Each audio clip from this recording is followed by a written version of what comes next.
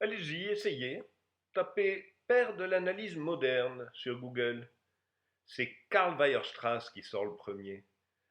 Mais ce n'est pas cet homme, qui lui est presque totalement inconnu. Y aurait-il une erreur de personne? Quelqu'un aurait-il été dépouillé d'une gloire? Karl Weierstrass le voici vers la fin de sa vie. Vous lirez parfois que c'est à lui que nous devons les démonstrations avec les epsilon et les états. D'une part, c'est lui faire injure que de réduire son influence à ce détail formel.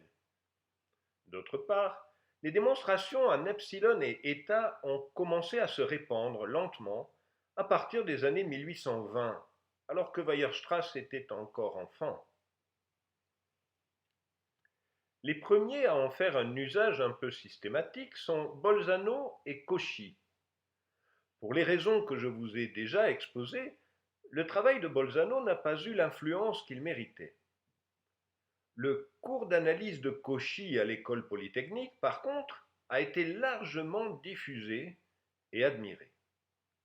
Ceci est la suite du cours de 1821, c'est le résumé des leçons données à l'école royale polytechnique sur le calcul infinitésimal, paru 2 ans plus tard. On y trouve une sorte de variante du théorème des accroissements finis. Si la fonction f de x est en continu entre les limites x0 et x, on désigne par grand A la plus petite et par grand B la plus grande des valeurs que la fonction dérivée f' de x reçoit dans cet intervalle, le rapport aux différences finies sera nécessairement compris entre grand A et grand B. Maintenant, regardez le début de la démonstration. Désignons par delta epsilon deux nombres très petits, le premier étant choisi de telle sorte que, pour des valeurs numériques de i inférieures à delta, et pour une valeur quelconque de x comprise entre les limites, le rapport reste toujours supérieur à f' de x moins epsilon et inférieur à f' de x plus epsilon. Franchement, à part l'absence de valeurs absolues et la lettre delta au lieu de eta, il n'y a pas grand-chose à reprendre. Alors non, Weierstrass n'a pas inventé les epsilon. Le bouleversement qu'il a suscité en analyse est moins formel et beaucoup plus profond que cela. Il n'a pas été le seul et lui-même a relativement peu publié. Son influence, il l'a surtout exercée par l'intermédiaire de ses étudiants à Berlin qui tour à tour ont écrit et diffusé les notes des cours qu'ils suivaient. C'est durant l'année universitaire 1859-60 que Weierstrass a commencé à enseigner les fondements de l'analyse. L'influence de Weierstrass s'est étendue sur au moins 2 générations de mathématiciens allemands. Vous voyez ici Eduard Heine et Hermann Schwarz, nés 22 ans plus tard. Heine est celui à qui nous devons la diffusion du concept de continuité uniforme. Et nous appelons toujours théorème de Heine le résultat qui dit qu'une fonction continue sur un compact est uniformément continue. Il est possible d'ailleurs que le concept de continuité uniforme provienne du professeur de Weierstrass, qui s'appelait Gudermann. Vous connaissez Hermann Schwarz à cause de l'inégalité de Cauchy-Schwarz, qui s'appelle inégalité de Schwarz tout court, partout ailleurs dans le monde. Il illustre bien la diffusion des idées de Weierstrass en Europe. Pendant l'été 1870, Schwarz avait prêté à l'italien Ulisse Dini ses notes manuscrites du cours d'analyse de Weierstrass. Dini les avait étudiées et dès l'année suivante, il s'était mis à enseigner la nouvelle analyse. Cela a donné ce livre, qui influencera les mathématiciens italiens sur plusieurs générations. De là viennent les théorèmes de Dini qui donnent des conditions sous lesquelles une convergence simple devient uniforme.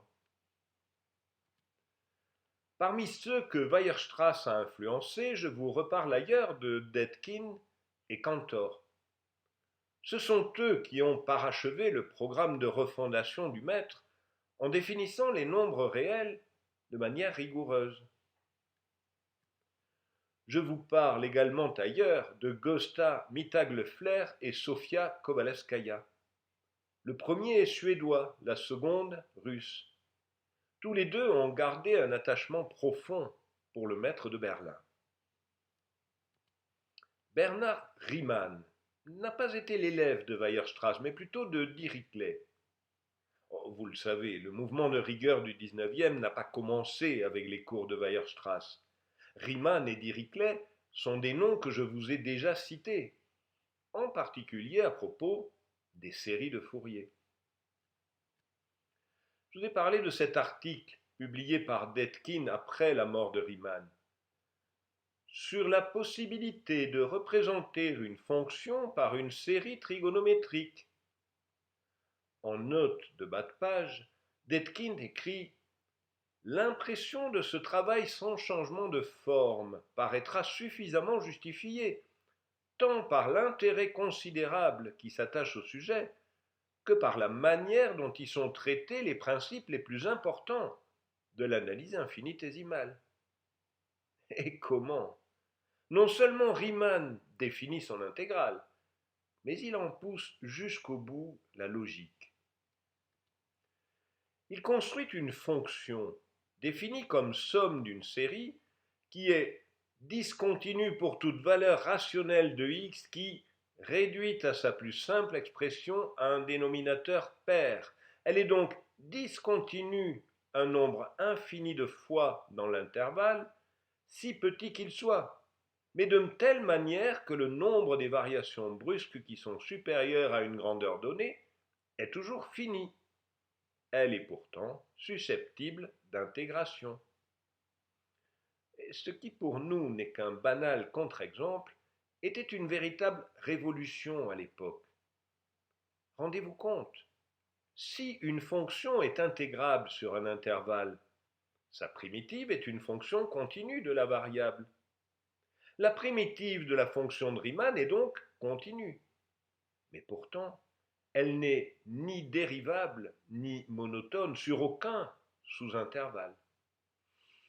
Souvenez-vous qu'au XVIIIe siècle, une fonction était une expression algébrique qui était forcément non seulement dérivable, mais développable en série entière. Personne ne songeait à démontrer ce qui était une évidence intuitive pour tout le monde. Une courbe tracée au crayon admet une tangente en tout point, ou encore un mobile qui se déplace a bien une vitesse à chaque instant. André-Marie Ampère aura eu au moins le mérite en 1806 de tenter une démonstration. Cela se passe avant l'entrée en scène de Cauchy et après la disparition d'Euler et d'Alembert. Les mathématiques sont dominées par Lagrange. Celui-ci prône une vision algébrique de l'analyse. Une fonction est la somme d'une série entière, et sa dérivée est le coefficient du premier terme de la série. Alors le travail d'Ampère se situe dans la droite ligne des enseignements de Lagrange.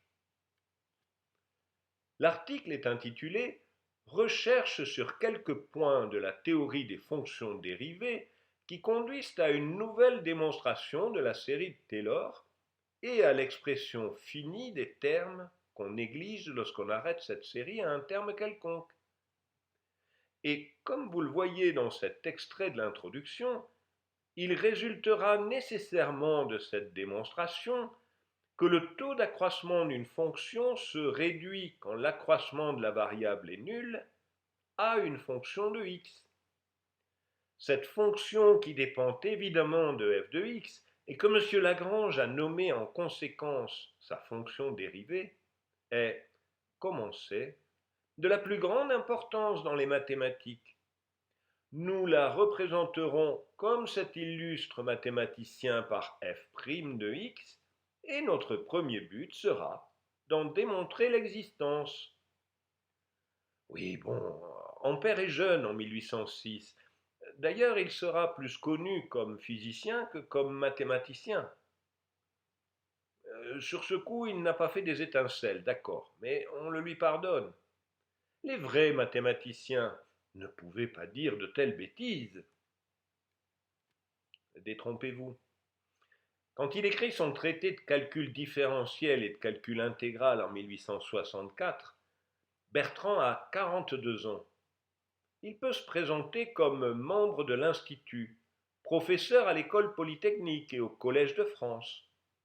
Il a enseigné le calcul différentiel non seulement à l'École polytechnique, mais aussi à l'École normale supérieure. Or, voici ce qu'on lit dans les toutes premières pages de son traité.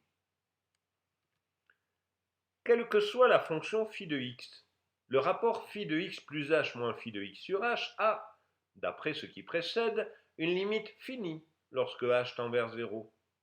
Cette limite est une nouvelle fonction de x que l'on nomme la dérivée de la fonction phi. Et voilà, c'est QFD.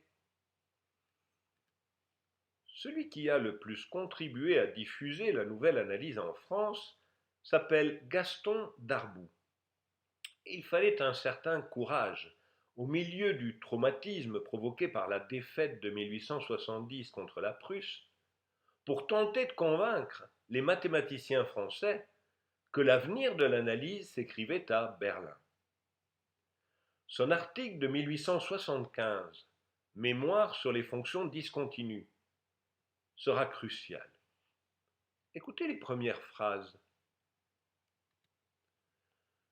Jusqu'à l'apparition du mémoire de Riemann sur les séries trigonométriques, aucun doute ne s'était élevé sur l'existence de la dérivée des fonctions continues.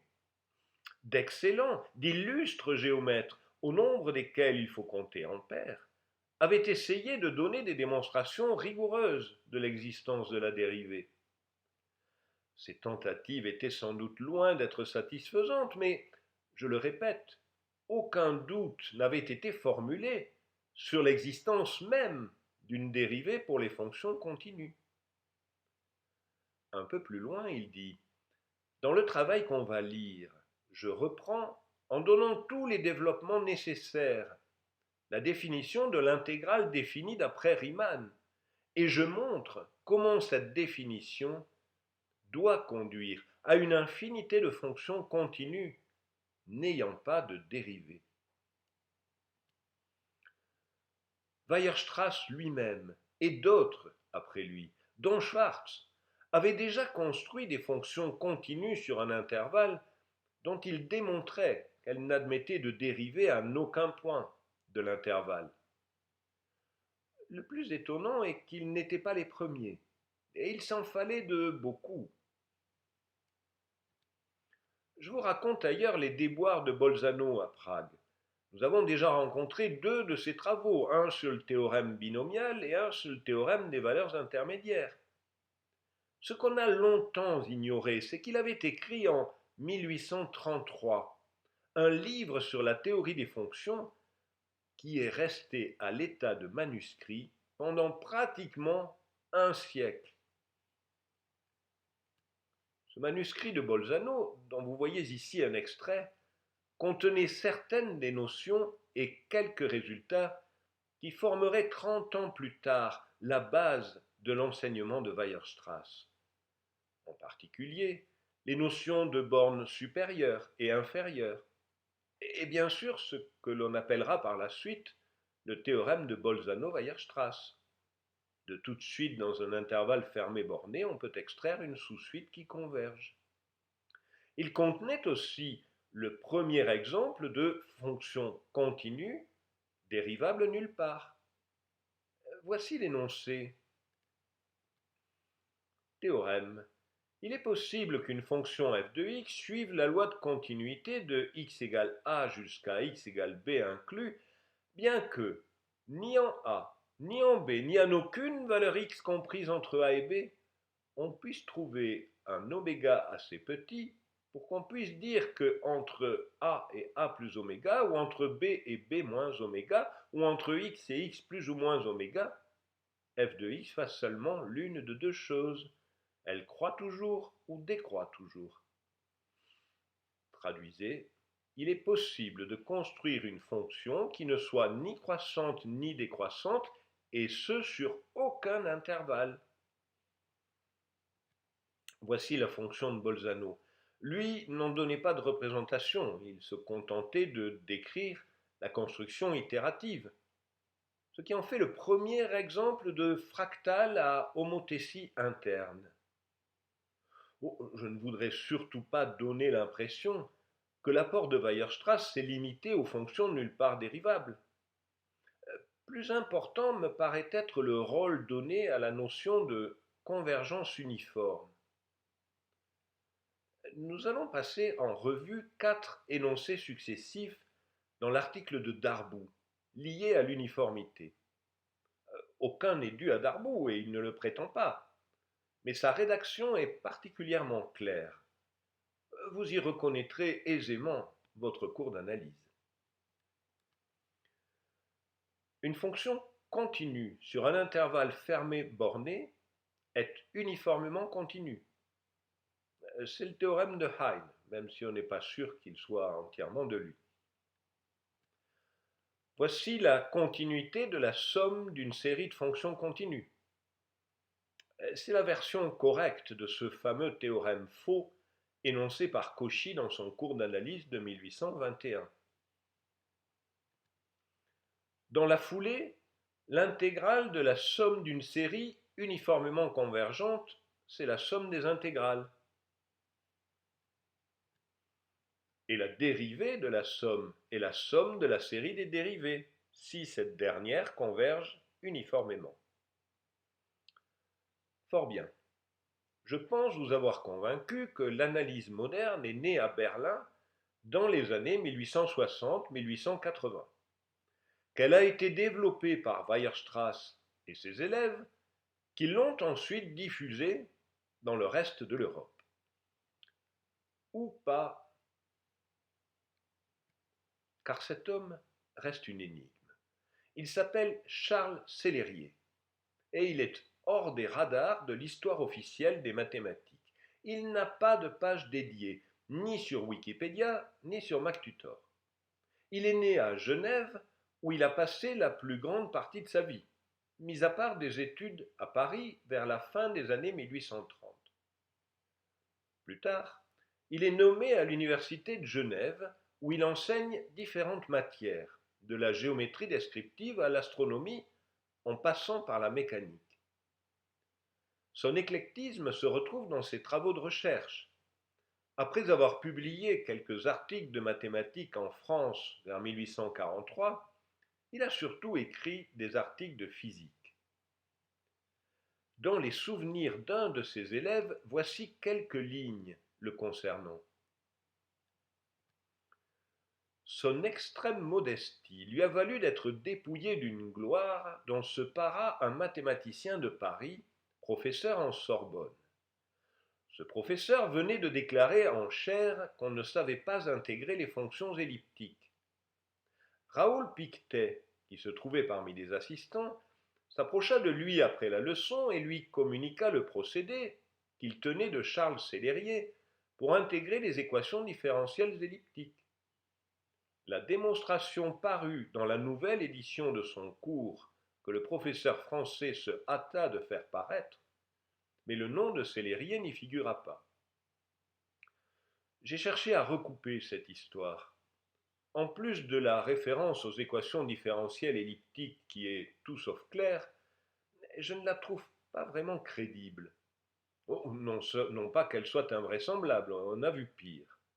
Mais le spécialiste des fonctions elliptiques, qui les a enseignées non pas en Sorbonne mais au Collège de France, est Liouville. Il est aussi celui qui a fait connaître les travaux de Galois grâce à son journal. Or, en 1843, 2 articles de Célérier ont été publiés dans le journal de Liouville. Et puis il y a cette communication à l'Académie des sciences, qui a valu à Célérier un rapport flatteur écrit par Cauchy et co-signé par Liouville. Rien de moins. Rapport sur une note de M. Célérier relative à la théorie des imaginaires, Le théorème que l'auteur établit dans cette note, pouvant être fort utile dans les recherches d'analyse et de calcul intégral, nous avons pensé qu'il serait convenable d'en donner ici une idée en peu de mots. Le théorème en question dit en termes modernes qu'une fonction holomorphe qui s'annule sur les réels est nulle partout. Bien sûr, dites-vous, puisque les zéros d'une fonction holomorphe sont isolés. Certes, mais Cauchy ne le savait pas encore. Mais ce ne sont pas les exploits de Sélérier à l'Académie des sciences qui nous intéressent, mais un petit article de 19 pages, publié dans le Bulletin des sciences mathématiques l'année suivant la mort de Sélérier. Il est intitulé Notes sur les principes fondamentaux de l'analyse. En 1890, les deux rédacteurs du bulletin sont Gaston Darboux et Jules Tannery. Tous les deux sont parfaitement au courant des apports de l'école de Weierstrass et ils ont fait ce qu'ils ont pu pour les diffuser en France. Nous l'avons vu pour l'article de Darboux en 1875. 10 ans plus tard, Jules Tannery avait publié un manuel de théorie des fonctions basé sur ses propres cours à l'école normale. C'est probablement l'un d'eux qui a rédigé la longue note de bas de page qui présente l'article. En voici le début. Ce mémoire a été trouvé dans les papiers de M. Sélérier, professeur à Genève, mort l'année dernière. Il est entièrement écrit de sa main sur un papier jauni par le temps. L'auteur a mis sur la feuille qui le renfermait la suscription que voici, très important et, je crois, nouveau. Rédaction correcte, peut-être publiée telle quelle. Malheureusement, le mémoire ne porte aucune date, et il sera sans doute impossible de savoir si les résultats essentiels qu'il contient ont été ou non obtenus avant ceux que l'on doit à messieurs Weierstrass, Schwarz, etc. Quoi qu'il en soit, ils ont été obtenus indépendamment des travaux que nous venons de rappeler, comme le prouvera la lecture du mémoire. Et un peu plus loin, Sélérier avait vu et très bien vu tout ce qu'il y a d'essentiel dans le sujet, notion précise de la continuité, notion de l'uniformité dans la continuité des fonctions, dans la convergence des séries, existence du maximum effectivement atteint, existence de l'intégrale pour les fonctions continues, existence de fonctions continues qui n'admettent pas de dérivées et qui ne sont ni croissantes ni décroissantes. Tout se trouve dans les quelques pages que nous publions. Les raisonnements sont rigoureux et les exemples simples. Aujourd'hui encore, malgré tous les travaux dont la matière a fait l'objet, le mémoire de Sélérier, en changeant quelques termes et en ajoutant quelques indications que nous avons cru inutile de signaler, constituerait tout au moins une excellente leçon sur les principes de l'analyse.